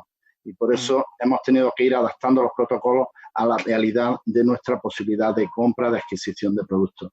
Por lo tanto, creo que sí, que tenemos que prevenir, tenemos que hacer más caso y potenciar nuestra salud pública porque tenemos que prevenir esto antes de que nos suceda lo que nos ha pasado. Julio, Santiago, Salvador, si queréis contestar. Estoy totalmente de acuerdo con lo que acaba de decir Manuel, pero yo creo que incluso se lo traslado la pelota al alcalde, ¿no? Posiblemente nosotros estábamos preparados, pero sí es verdad que no estábamos coordinados entre todos, ¿no? Que realmente lo que se piensa, lo que se habla de la ONU, todos los organismos de la OMS y todo esto, realmente no es un conjunto de gente que quiere hacer protocolos, es gente que va por libre. Entonces, no es tanto que no haya dinero, sino que hay muchos intereses. Quizá lo que habría, no hay un interés común, ¿no? Y estoy de acuerdo totalmente con Manolo que lo que hay que apostar es por la sanidad pública, ¿no? Y seguir apostando por esa sanidad pública, que es la que hasta cierto punto nos está salvando, ¿no? Y no es tanto que tengamos que gastar más dinero en protocolos o en reunirnos, sino que cuando pase esto, todos nos pongamos de acuerdo y no que cada uno diga, bueno, yo tengo dinero, haced lo que queráis, ¿no? Cada uno que vaya por libre. Lo hizo Trump y lo hizo otra gente, ¿no? O sea que... Claro. Es muy interesante la reflexión. Sí, alcalde. No, pero Santiago, fíjate, cuando yo he hablado antes el concepto en el que empezó a trabajar el Ejército y también el CNI, los servicios de inteligencia de este país, y lo hacen igual todos los estados, era, por ejemplo, inteligencia económica. No era el sector de la economía el que trabajaba en esos conceptos, eran los de la defensa, los que tenían que preservar un país de los riesgos y amenazas que podían tener, los que trabajaron conjuntamente con las más altas instancias del Estado, porque había un riesgo latente. Por eso yo, cuando esto que está produciéndose en este momento, jamás se le podría achacar nada, bajo mi punto de vista, a no haberlo previsto el sector de la sanidad. El sector de la sanidad lo que hace es atender a lo que responde la salud pública española y a sus compromisos y sus competencias. Aquí a lo que voy es que ha faltado visión de riesgo. Pero... Les tenían que haber tomado decisiones y haber destinado recursos a trabajar sobre estos posibles escenarios. Para que no haya un incendio en verano, se hacen cortafuegos. Para que no se desborden los ríos, se limpian las cañadas de los cauces. Es decir, se sabe cómo actuar ante posibles riesgos. Y sin embargo, ante algo que podía ser previsible para cualquiera que esté un poquito en el mundo, aunque no le hayamos dedicado mucho tiempo, los estados creo que tendrían que haber trabajado en estos posibles escenarios y haber anticipado posibles soluciones que nos hubieran venido muy bien como respuesta. Yo comparto plenamente ese razonamiento, pero el problema está en otro lado. Nosotros teníamos el mundo totalmente controlado, una sensación de seguridad y el mejor sistema sanitario del mundo, y que no se iba a poder pasar. A lo mejor para una guerra biológica no estamos preparados, o para problemas del mundo económico no estamos preparados, y hay que poner esos cortafuegos, pero en el mundo sanitario no era necesario. Yo creo que el exceso de confianza nos ha jugado una lección, nos ha dado una lección importantísima, ¿no? Y lo más importante de esto es aprender de este error, porque hemos visto la fragilidad. No ha estado en una guerra, no ha estado en un tema económico. De momento, esto va a ser secundario, pero la gran fragilidad en este campo sanitario, fragilidad que al final, como digo, ha sido no solamente sanitaria, sino política, económica y todo lo que se nos va a venir encima. Por lo tanto, ahora tenemos que pensar en el futuro y arrancar en el futuro poniendo en valor el sistema sanitario, y no me voy a extender en todo lo que podríamos poner en valor para que Julio tenga también la oportunidad de decir comentarios, pero que ese plan de desescalada, que no sea solamente vamos a llevar mascarilla o vamos a lavarnos más las manos o a trabajar con 2 metros de distancia, sino poner en valor y revalorizar todo el sistema sanitario y todo lo que es la atención domiciliaria que estamos poniendo encima de la mesa. Julio. Tanto Manolo como el alcalde han hecho una reflexión importante. Yo creo que lo esencial ha sido los sesgos cognitivos en la toma de decisiones. Hemos actuado con muchos sesgos cognitivos. No es que no haya información, que la había y la había suficiente, yo creo. Se anunciaba, hay charlas de Bill Gates en TED anunciando esto hace unos años. Se sabía que esto iba a pasar. Lo que pasa es que en 2009 nos quemamos y la gente no quiere quemarse 2 veces. Y el problema está en que cuando la salud pública y las alertas funcionan bien, no pasa nada, y entonces todo el mundo dice que se ha sobreactuado, y cuando no actúas bien, entonces viene una tragedia como la actual. Y esto hace que las personas que no están entrenadas a la toma de decisiones en escenarios de incertidumbre tomen las decisiones que aparentemente son las que más convienen en un determinado contexto sociopolítico, que no tiene que ver con la ideología, que tiene que ver con el modelo social y cultural en Europa, comparativamente con lo que se hace en sociedades como las asiáticas, completamente diferente. Por tanto, no es tanto un problema nacional, español, es un problema de Italia, de Alemania, que también lo ha ido mal, menos mal, pero también le ha ido mal, Francia, el Reino Unido y Estados Unidos, que lo hemos visto todos venir. ¿Tenían información? Sí tenían información. El problema es que Boris Johnson decidió inicialmente ir a por la inmunidad de grupo, algo que es muy difícil, y Santiago lo sabe mejor que yo, en virus respiratorios. No conozco ningún virus respiratorio que haya producido inmunidad de grupo per se. Yo no lo conozco. No sé si habrá muchos ejemplos, pero era una apuesta muy arriesgada que tuvo que echar atrás cuando él mismo se vio infectado. Entonces, el problema está en cómo tomamos decisiones con la información que tenemos. Y hemos tomado mal las decisiones. No es que no hubiera información, que lo de China se sabía. El problema es que no se lo creyeron los italianos no lo creímos nosotros, no se lo creyeron los ingleses, porque convenían, por algunas razones, y no tengo toda la información, hacerlo de otra manera. La sanidad incluida la salud, incluida la salud pública, es un bien clave y una infraestructura crítica. Y esto está adecuadamente conceptualizado tanto en Estados Unidos como en Europa. Pero cuando llega el momento, Alemania cierra las exportaciones de respiradores. Somos la Unión Europea, pero cierra la exportación de respiradores. Aquí lo que hacemos es, no se pueden tocar las mascarillas y bloqueamos todo el proceso de las mascarillas. Centralizar la toma de decisiones está muy bien cuando se tiene toda la capacidad para controlar un problema global. Desde soluciones locales es imposible controlar problemas globales. Y eso no ha habido liderazgos suficientes, no en nuestro país, en todo el mundo occidental para llevarlo adelante, excepto en pequeños países. Porque, claro, podemos hablar de Nueva Zelanda. Nueva Zelanda es pequeño. Podemos hablar de Dinamarca. Dinamarca es pequeño. Holanda es pequeño. Ya Suecia tiene más problemas. Y evidentemente lo que ha pasado en el resto de los grandes países europeos es importante. Y lo que está pasando en Brasil también. Por tanto, esto es más complejo simplemente que no se supiese que se sabía, sino cómo tomamos decisiones cuando sabemos lo que va a pasar. Hilando un poco, perdona Manu, hilando un poco con el discurso de Julio, con el que estoy de acuerdo, y con los otros dos que hablábamos, precisamente Estados Unidos lo vio venir. O sea, tuvo un mes para poder decidir. Y es el país más rico del mundo. Y ni siquiera así hizo los protocolos adecuados, o quien, como dice Julio, quien tenía que tomar las decisiones, no tomó las decisiones adecuadas. Y es curioso, y es que Estados Unidos, el país más rico del mundo, tiene externalizado la producción de bienes esenciales a su enemigo, tanto económico como ideológico. Es tremendo. ¿Cómo gestionamos eso? O sea, no es que sean amigos, no, es que son el archienemigo. Y resulta que toda la producción estratégica de bienes y de suministros esenciales para una epidemia están en China. Santiago, Julio. La deuda estadounidense. Sí. Alcalde, tenemos mucho nivel aquí, como está viendo. Mucho. O sea, es súper interesante y sobre todo yo creo que es una visión también interdisciplinar que es muy necesaria porque los análisis son mucho más profundos, yo creo que lo que se está comentando todos los días en los periódicos y creo que habéis acertado de plano con los cuatro. Bueno, gracias, alcalde, por estar esta tarde. Fantástica y que la gente aprenda mucho.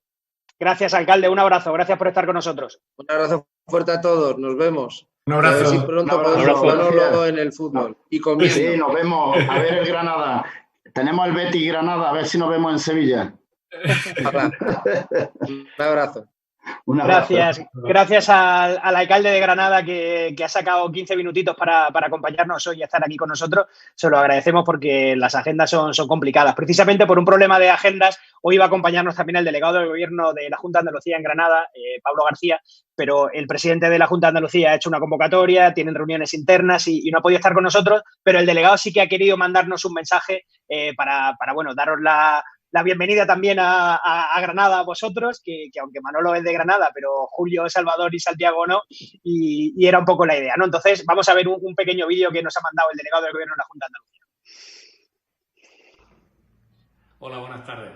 En principio quiero dar las gracias a Granada Digital hoy, como no puede ser de otra forma, por organizar este evento tan importante que hace para poder analizar el futuro de la sanidad y el futuro de la salud en nuestro país.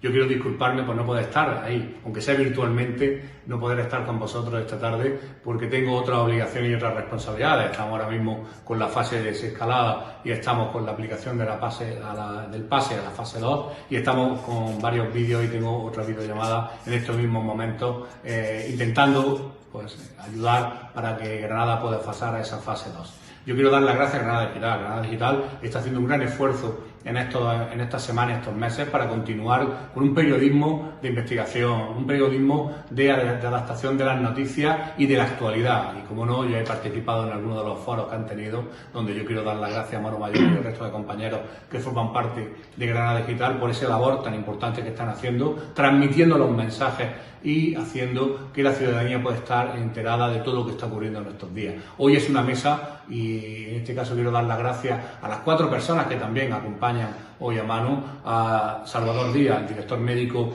de Nippon Gases Healthcare, a Santiago Melón, jefe de sección de virología de Lucas del Oviedo, a Julio Mayor, profesor de cirugía y director médico del Hospital Clínico San Carlos, y a Manuel Molina, director gerente del Hospital Universitario Virgen del Rocío, por su participación hoy en este foro virtual. Estamos acostumbrándonos ya a lo virtual y a lo tecnológico, pero quiero daros las gracias porque es muy importante vuestra participación, vuestra opinión y sobre todo la experiencia adquirida en estos 2 meses, que puede ser, yo creo que fruto de lo que tengamos que aprender a partir de ahora, cómo se va a tener que tratar la sanidad y cómo vamos a tener que hacer, cuáles son los pasos que vamos a tener que dar. Yo daros las gracias, espero que sea muy productiva, está siendo muy productiva esta videoponencia o esta charla, conferencia por mail, por videoconferencia, y yo daros las gracias a toda Granada Digital, como no, y a todos los participantes y a las personas que estáis viendo estos vídeos, porque creo que con ello podemos aprender y seguir profundizando en la lucha contra el COVID y el futuro de la sanidad a partir de este momento.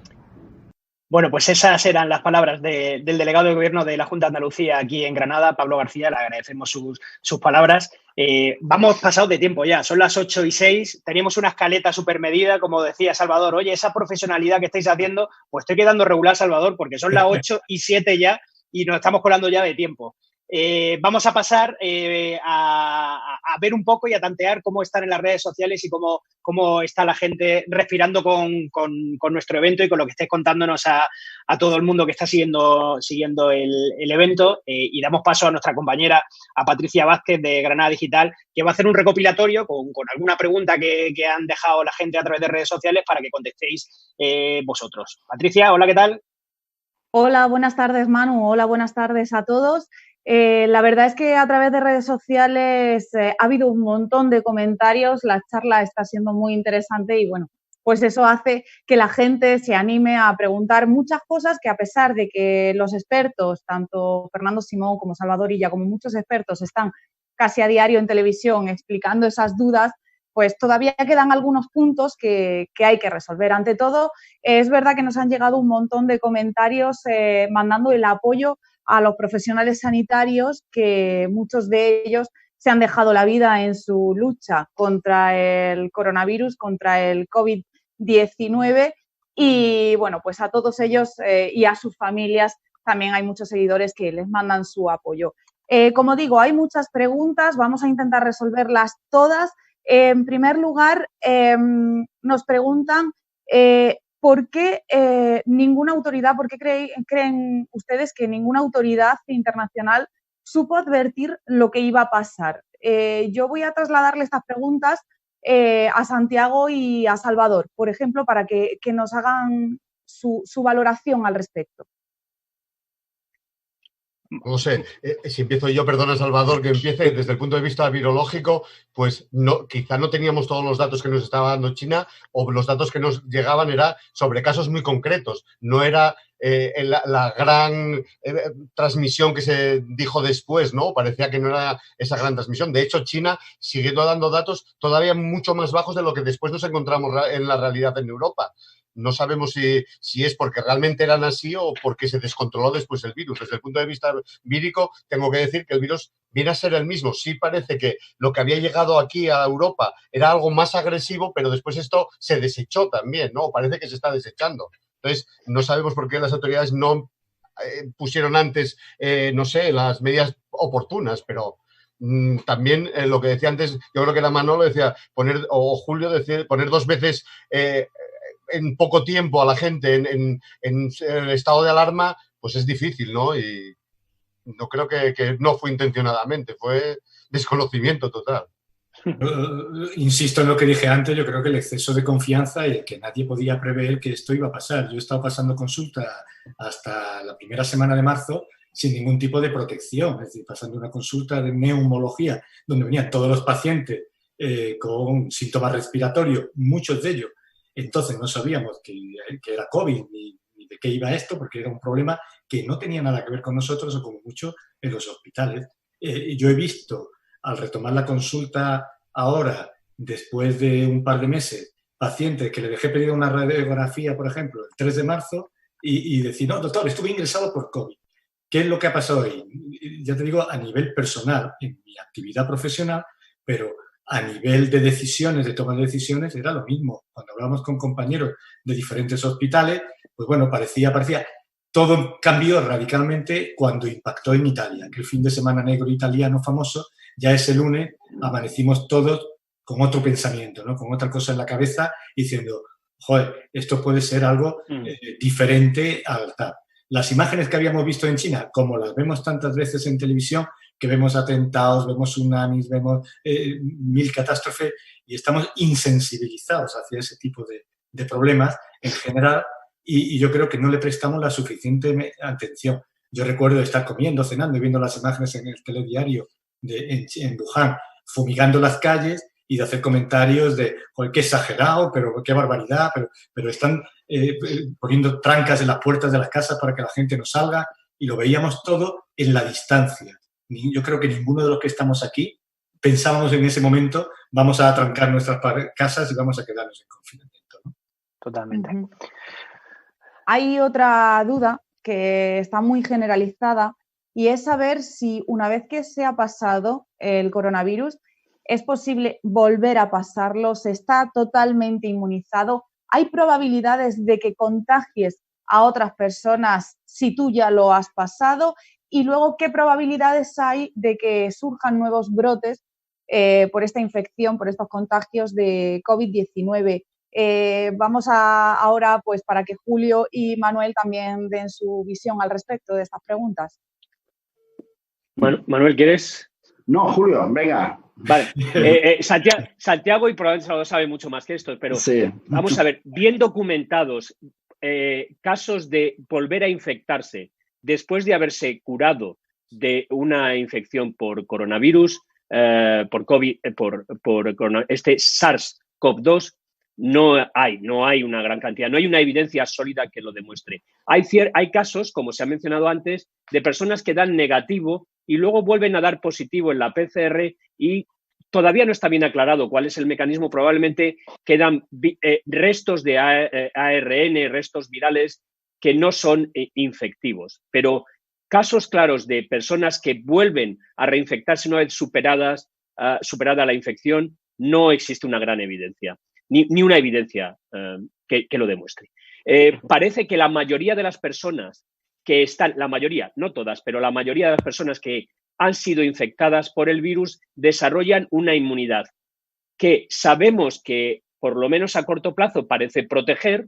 No sabemos cuánto tiempo va a estar protegiendo. Y lo que sabemos también tiene que ver con lo que conocemos de otros coronavirus. Santiago probablemente pueda ampliar esto. Sabemos que en otros coronavirus la inmunidad dura un cierto tiempo, pero pasa. Y ese es el cierto miedo que existe actualmente, que no podemos determinar que una vez desarrollados anticuerpos, esta inmunidad humoral sea para siempre.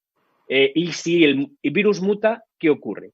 Y una persona que ha pasado la enfermedad y que ya se ha vuelto negativo, por tanto, tiene anticuerpos IgG, no tiene anticuerpos IgM, y además la PCR es negativa, las posibilidades de que pueda volver a infectar a alguien o que infecte a alguien con el virus son racionalmente cero. En medicina, decir que nunca o que siempre no se puede hacer, pero es muy poca. En medicina podemos hablar de muy bajas probabilidades o de muy altas probabilidades. Aquí las probabilidades son bajísimas, prácticamente nulas. Sí, yo creo también, Julio, que esta era una pregunta bastante más dirigida para Santiago como virólogo, pero la experiencia en el hospital, realmente hemos tenido PCR sucesivamente negativas con una clínica muy florida. Por lo tanto, aquí hay que combinar tanto lo que es el cuadro clínico, ¿no? con lo que son las pruebas diagnósticas, y no solamente porque te salgan 3 PCR negativas tienes que descartarlo, porque luego ante estos casos se ha hecho un aspirado profundo broncoalveolar, y ahí sí ha salido positivo, ¿no? O sea que también hay una correlación entre la gravedad del cuadro y la positividad. O sea, muchos cuadros que se han interpretado o se han considerado como posible enfermedad luego han dado negativo. Puede ser que fuesen cuadros, desde luego, no provocados por el coronavirus, pero en muchos casos yo creo que también, seguramente Santiago nos podrá decir eso, esa correlación o esa proporcionalidad entre la gravedad del cuadro y la positividad de las distintas pruebas. Por lo tanto, el que, por supuesto, un paciente con una clínica evidente de COVID-19 que ha dado positivo a las PCR y que posteriormente en una analítica de seroconversión encontramos una IgG elevada, podemos interpretar que puede tener cierta inmunidad. Ahora, el tiempo de la duración de la inmunidad, desde luego, ahora mismo no lo conocemos. Y luego, pues las mutaciones. Todos los años tenemos que hacer vacuna gripal nueva porque la N o la H o las dos varían, ¿no? de un año a otro, y tenemos que ir adaptándonos a esas mutaciones virales. Yo soy optimista en el sentido de que creo que todos los virus que nacen con una potencia tremenda en las siguientes fases se van atenuando, y espero que así suceda también con el coronavirus. Así lo esperamos. Patricia, muchísimas gracias. Sabemos que tenemos muchas preguntas más de nuestros lectores, pero vamos muy pasados ya de tiempo y tampoco podemos retrasarlo mucho más. Así que agradecemos a todos los lectores de Granada Digital por las preguntas que nos están haciendo, y a ti también, Patri. Gracias. Gracias a vosotros. Un saludo. Gracias. Bueno, pues estamos acabando ya, como decíamos, nuestro acto, nuestro evento, el futuro ya es pasado en salud. Y antes de despedirnos, tenemos aquí entre nosotros otra persona importante, relevante de Granada. Además, él, aparte de ser concejal de salud en el Ayuntamiento de Granada, él es licenciado en Medicina y Cirugía por la Facultad de Medicina de Granada y también doctor, y aparte es médico especialista en pediatría. Y de hecho, antes, hablando entre bastidores, me contaba antes Manolo Molina que fueron de la misma promoción. Es Carlos Ruiz Cosano. Hola, Carlos, ¿qué tal? Bienvenido a Granada Digital. Hola, no sé, perdona, me quito la mascarilla, es que estoy en el hospital trabajando. Bueno, en primer lugar, gracias por lo de relevante, pero que hay personas mucho más relevantes que yo, ¿no?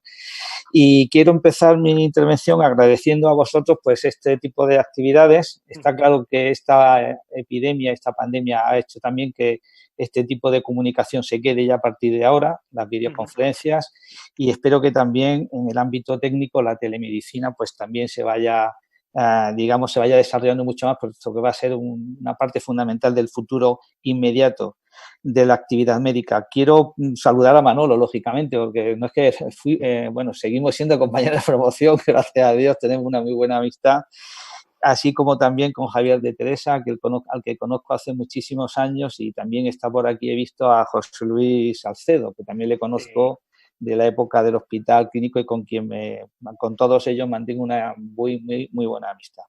Quiero agradecer también la presencia de todos los ponentes, como digo. Yo quiero hacer unas reflexiones y una pregunta. Vaya a permitir que haga muy brevemente las reflexiones. En primer lugar, en esta epidemia se ha demostrado lo que decía antes Julio, que ha habido una crisis importante de comunicación. No se ha sabido comunicar, se ha comunicado muchas veces mal y eso ha dado lugar a una gran inseguridad. Y el acto médico, decía Hipócrates, que empieza por hablar con el paciente, ¿no? Y la primera arma de la terapéutica es hablar con el paciente, y eso está claro que en este sentido ha fallado desde el punto de vista de la comunicación a la sociedad, fundamentalmente, ¿no? Haciendo ese símil. En segundo lugar, y coincidiendo con lo que ha dicho también anteriormente Manolo, hemos tenido un baño de realidad, ¿no? Hemos pensado que teníamos la mejor sanidad del mundo, que éramos invencibles, nuestra sanidad es la mejor. Pues no es. Esta sanidad está clarísimo que ha tenido muchas dificultades y que se ha sustentado en algo que probablemente habíamos olvidado, y me voy a perdonar que haga esta defensa de los sanitarios, de todos los sanitarios.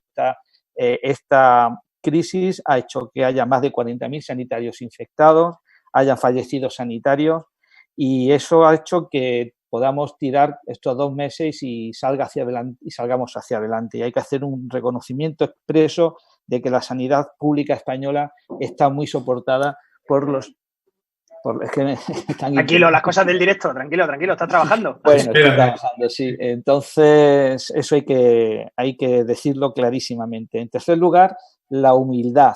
No somos autosuficientes. También lo ha dicho anteriormente Julio, no somos autosuficientes. Creíamos que éramos invencibles, no lo somos. Ha venido un virus me parece que son 100 nanomicras y nos ha dejado hecho polvo. Y claro, pensábamos que estábamos frente a una guerra y no estamos en una guerra, estamos frente a una cosa completamente distinta. Y la hemos tratado como si fuera una guerra. Esto no era una guerra, esto era una guerra biológica. Y teníamos que cambiar nuestro sistema y nuestros métodos. En cuarto lugar, la reflexión es que en esta epidemia el sujeto, el ciudadano, es el auténtico protagonista de verdad. Siempre nos dicen en la sanidad pública que el enfermo, el paciente es el centro de la sanidad. Bueno, pues aquí no es solamente el paciente, es el ciudadano, incluso el ciudadano sano. Si no contamos con el ciudadano, y lo estamos viendo, y seguramente Javier y José Luis, y los que estáis por ahí en Madrid y Manolo en Sevilla, cómo la gente ha salido, cómo tenemos que poner obligatorio el uso de mascarillas, cómo ha habido agrupación de gente innecesariamente. Es decir, el ciudadano tiene que ser constancia que es protagonista activo de la sanidad, pero no para que sea cuidado solamente por nosotros, sino porque él tiene que cuidarse y saber cuidarse a sí mismo. Otra quinta y última reflexión, sobre todo los que, somos todos más o menos de promoción, es lo que nos decían en la facultad, ¿no? Los corticoides sirven para todo, ¿no? Decía, cuando no sabes qué poner con corticoides, por lo mismo aquí resulta que al final, de alguna manera, resulta que aquello que nos decían los profesores clásicos, ¿no? Que venían todo de medicina clásica, resulta que al final parece ser que, puede ser que hasta sea verdad, ¿no? Y la pregunta, ya con esto termino.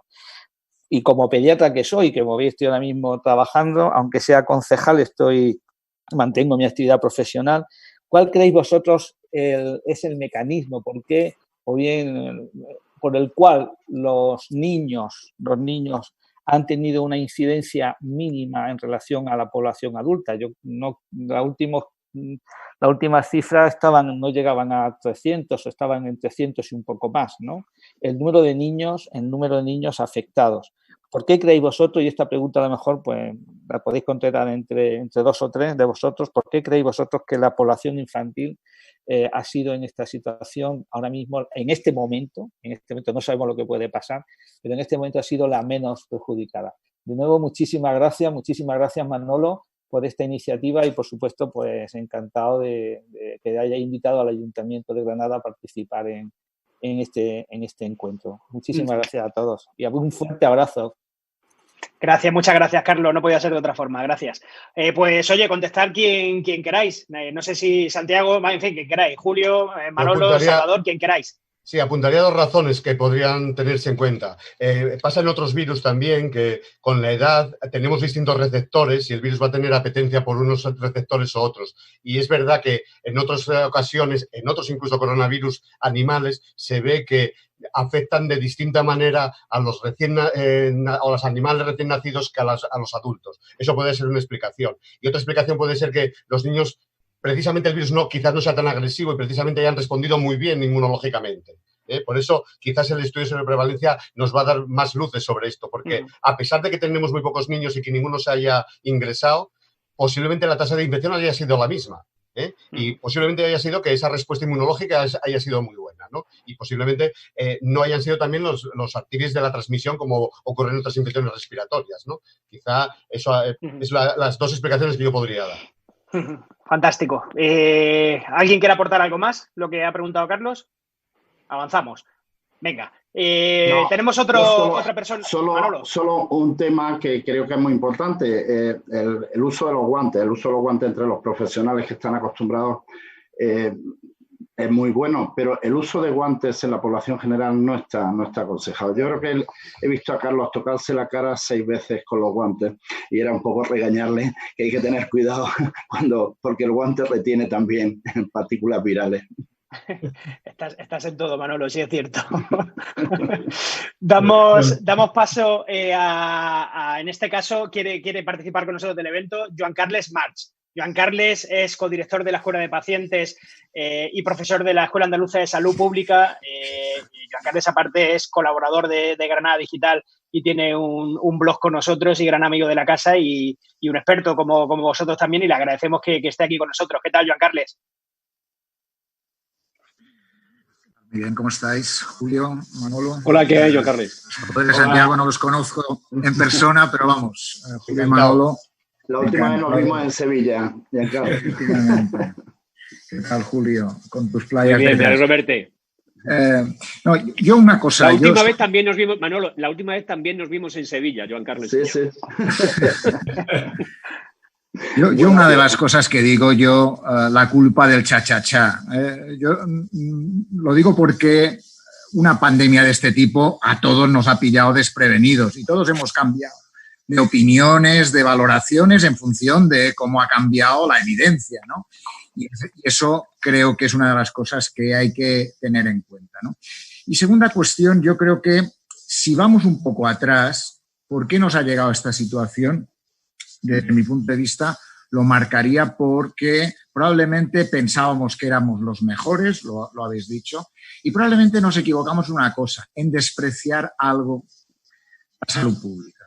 Yo creo que tenemos una situación de la salud pública baja, mala, diría yo, peor de lo que deberíamos tener. Probablemente la ley de salud pública que se hizo en el 2011 con Ildefonso Hernández de director general no se ha desarrollado en ninguno de los gobiernos posteriores, y tener una agencia de salud pública nos hubiera ido bien y nos irá bien si las ponemos en marcha probablemente para etapas posteriores, porque probablemente lo que nos ha dicho esta pandemia es que necesitamos estructuras más eficaces que puedan ayudar a salir para adelante, a sacar para adelante una historia que no es solo de los sanitarios, de los profesionales sanitarios que han hecho de tripas corazón, que lo han hecho muy bien, pero probablemente nos falta una salud pública fuerte, en algunas comunidades más aún, pero en algunas la salud pública que tenga unas mejores condiciones para poder ahondar en estas situaciones. No sé qué pensáis. Julio, Manolo. Yo con Joan Carles estoy muy de acuerdo habitualmente, así que no. Yo creo que es un problema, además, de silos, ¿no? La salud pública parecía que no era importante porque lo teníamos todo más o menos controlado. Éramos, no nosotros, todos los países occidentales. Esto no nos va a pasar a nosotros, ¿no? Pese a que había habido amenazas recurrentes a lo largo de las últimas décadas. Pero especialmente en España hemos dedicado muy pocos recursos a la salud pública y a la investigación en este área. No ya a la investigación científica en general, que también, pero especialmente a esto, porque no nos vale solo dedicar mucho a investigación militar. En estas, especialmente en la virología, en la microbiología, no hemos tenido una inversión que respondiera al tamaño de la amenaza que nos podía venir. Y eso, evidentemente, ahora retrospectivamente ya no podemos cambiar el pasado, tenemos que plantearnos cómo vamos de aquí hacia el futuro. Y tenemos que reorganizar el sistema sanitario para que no haya silos entre cada uno de nosotros, que no nos pasemos la pelota entre el nivel primero y el segundo, la salud pública, sino que veamos que esto es un continuo y que todos vamos en el mismo barco, y requiere una reorganización de la asignación de recursos. Porque esto, el apoyar, cuando alguien dice apoyo mucho la salud pública, la contestación es ¿cuántos euros apoyas la salud pública? No sé si alguien... Sí. Yo creo que, vamos, lo dije ya en la anterior intervención, la importancia, ¿no? La importancia de potenciar la salud pública. Ahora mismo, ya que un poco normalizada la situación, lo fundamental es el seguir cualquier paciente, cualquier ciudadano sintomático y hacer todas las PCR necesarias. La gente está muy volcada con los test rápidos. Los test rápidos tienen una utilidad desde el punto de vista epidemiológico, pero desde el punto de vista de detección, captación, aislamiento y tratamiento tanto del paciente sintomático como todos sus contactos, eso tiene que ser una labor de epidemiología, de atención primaria. Esa coordinación, ese continuo es el que tenemos que potenciar al máximo. Y eso es lo que tenemos que hacer ahora mismo en España, ¿no? El detectar realmente cualquier sintomático y, por supuesto, todos sus contactos. Por lo tanto, ahí es fundamental el papel de la salud pública, los epidemiólogos, pero también el papel de la atención primaria. Estos médicos centinela que tenemos establecidos en la mayoría de las comunidades autónomas, tenemos que potenciarlos y ahora le llaman rastreadores. Bueno, son misiones que también podemos incluirlas, pero es fundamental en este momento el detectar posibles casos. De todas formas, si me permites un momento, lo que me preocupa es que en determinados países los rastreadores que decías tú, Manolo, ahora se van a contratar a mucha gente y aquí creo que no tenemos claro para qué sirve un rastreador, qué necesidades de formación tiene, qué tiene que hacer, y creo que esto nos puede llevar a algún problemilla y si no al tiempo, ¿no? Creo que hay dudas sobre cómo lo estamos haciendo en ese sentido. Si me permites, Manu, una pequeñísima reflexión, aprovechando que está Joan Carles, para hablar del paciente. El paciente ha sido el gran olvidado en la pandemia COVID-19. Las situaciones emocionales de aislamiento de pacientes, de los familiares, de la muerte en soledad, todo esto daría para hacer un evento propio, pero poner encima de la mesa en un foro y con todo el tiempo que llevamos hablando, que no nos olvidemos que nuestra razón de ser, al final, como sanitarios, es el paciente y que ha sido el gran olvidado, ha sido el ignorado durante toda esta pandemia. De eso, del paciente, sabe bien Joan Carles como director de la Escuela de Pacientes de la Escuela Andaluza de Salud Pública. Joan Carles, muchísimas gracias por estar con nosotros y por sacar un huequito, que sé también que vas a tope y que te pasa también como Julio, que estáis cada día en un medio por ahí contando vuestra experiencia y vuestra visión. Gracias, Joan Carles, ¿vale? Un abrazo fuerte. Gracias. Un abrazo, Joan Carles. Un abrazo. Gracias. Bueno, si esto fuera un programa de televisión de una parrilla de cualquier canal de televisión española, 4, Telecinco, o sea, yo estaría en la calle porque son las 20:31 minutos y nosotros seguimos todavía aquí con el palicazo. Lo que pasa es que esto está siendo muy, muy, muy interesante. Vamos a despedir ya, pero antes de despedir tenemos a otra persona que nos quería saludar y que nos quería hacer un planteamiento y le vamos a pedir, en este caso, al director gerente del Hospital Vitas Granada, a José Luis Salcedo, que se habilite su micrófono, que le podamos ver y que pueda hacernos la pregunta que quiera José Luis y le saludamos y por ahí lo tenemos ya activado. ¿Qué tal, José Luis? Bienvenido a Granada Digital. ¿Cuánto tiempo sin verte? Hola, Manu. Ahora nos vamos a ver con más frecuencia, que estamos más cerca. Sí, qué bien, qué alegría me ha dado. ¿Cómo estás? Muy bien. Encantado de participar con vosotros. Y encantado de saludar a viejos amigos como a mi buen amigo Manolo Molina y a Julio. Y, por supuesto, a los demás, enhorabuena por este rato que estamos aprendiendo muchísimo. Una cuestión, no sé si se ha abordado porque he tenido un momento que he tenido que retirarme, pero a mí, algunos de los que estamos aquí hemos participado en tiempos de planificación sanitaria cuando realmente nos creíamos que la organización sanitaria debía de agrupar recursos en torno a unas determinadas cronas y unas determinadas cosas. Estoy hablando de cuando aún no existía el Sistema Nacional de Salud. El virus, como decía Jardiel Poncela, ha demostrado que hay pocas cosas más importantes que el tifus. Pues el virus ha demostrado que los elementos de planificación y los elementos de gestión tienen que cambiar forzosamente, porque estamos a veces con unas dificultades importantes.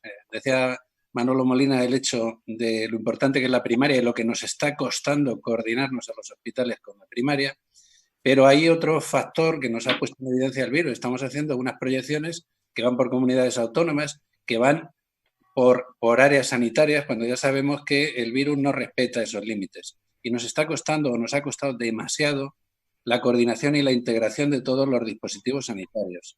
Yo creo que hay que sacar alguna reflexión, que creo que está en el ánimo de todos, pero es cuestión también de manifestarlo cada uno a nuestro nivel, que parte de la mejora que puede tener el sistema sanitario, entendiendo todos los dispositivos que atienden a la salud de los ciudadanos, pues es que optimicemos la coordinación, optimicemos los flujos de pacientes, porque si no sumando, sinceramente vamos a ser tan frágiles como estamos demostrando. Y me temo que pocas posibilidades de financiar un modelo muy basado en la territorialidad. Ahí, si os parece, Manolo, con tu experiencia dirigiendo siempre, creo que puedes dar en tu opinión y es bastante válida para todos aquí. Sí, yo creo que ha dado una de las claves que siempre decimos. No podemos contar con 17 sistemas regionales de salud y tampoco podemos contar con división entre sanidad pública y sanidad privada. Aquí se ha visto la necesidad de la máxima coordinación entre todos y muchos de los aspectos, desde luego yo creo en el sistema de la autonomía, pero hay determinados aspectos y sobre todo ante una situación de pandemia que las fronteras tienen que desaparecer, no solamente entre dos hospitales próximos como Valme o Macarena y Virgen del Rocío, sino entre las propias comunidades. Nosotros creo que hemos vivido una situación bastante más leve, de hecho, pues pudimos ceder respiradores a otras comunidades autónomas más necesidades, pero es que eso de ceder es que no tiene que ser, es que son bienes de todos y por lo tanto tenemos que compartirlo todo. Aquí no tenemos un sistema sanitario individualizado por comunidades, no debe de ser así. Y si hablamos del ámbito de la salud pública, con más razón todavía, ¿no? Las fronteras en la salud pública no son comprensibles. Por lo tanto, totalmente de acuerdo, José Luis, que tenemos que tener un sistema sanitario único donde tenemos que participar todos, sanidad pública, sanidad privada y, por supuesto, sin ningún tipo de distinción y frontera entre las propias comunidades autónomas. Bueno, José Luis, la cámara se te ha ido, pero creo que estás ahí de todas formas. ¿Estás, José Luis? ¿Nos escuchas? Aquí estoy. Ahí, perfecto. José Luis, agradecerte que hayas sacado un huequito para estar con nosotros en Granada Digital y ahora que estás por aquí, pues ya nos veremos y nos tomaremos una cervecita en cuanto podamos, ¿vale? Por favor, rápido, lo de la cerveza. Un abrazo grande, gracias por estar, José Luis. Hasta luego. Chao, hasta luego, José Luis. Hasta luego. Bueno, queridos, ya está. O sea, ya no puedo estirar más el chicle porque ya no tenemos un regidor que nos va a cortar, pero tenemos la audiencia que está ahí viéndonos y tampoco es cuestión. Y sobre todo a vosotros, no puedo pediros más tiempo del que ya nos habéis dedicado. Muchísimas gracias, Salvador Díaz Lobato, Julio Mayol, Manolo Molina, Santiago Melón. De verdad, gracias de corazón por haber sacado un hueco en vuestra agenda y estar en Granada Digital esta tarde teniendo una charla, yo creo que fantástica, donde la voz la tenéis vosotros, que sois los expertos, y es el momento más que nunca de los expertos. Es el momento más que nunca en todos los sectores, pero sobre todo en la sanidad, porque como decía al principio, la sanidad es lo más importante que tenemos las personas. Sin salud, sin sanidad no tenemos absolutamente nada. Así que agradeceros, por supuesto, haber estado hoy aquí y vuestro trabajo diario, cada uno en vuestros cometidos, que me consta que lo hacéis y con mucha dedicación y mucho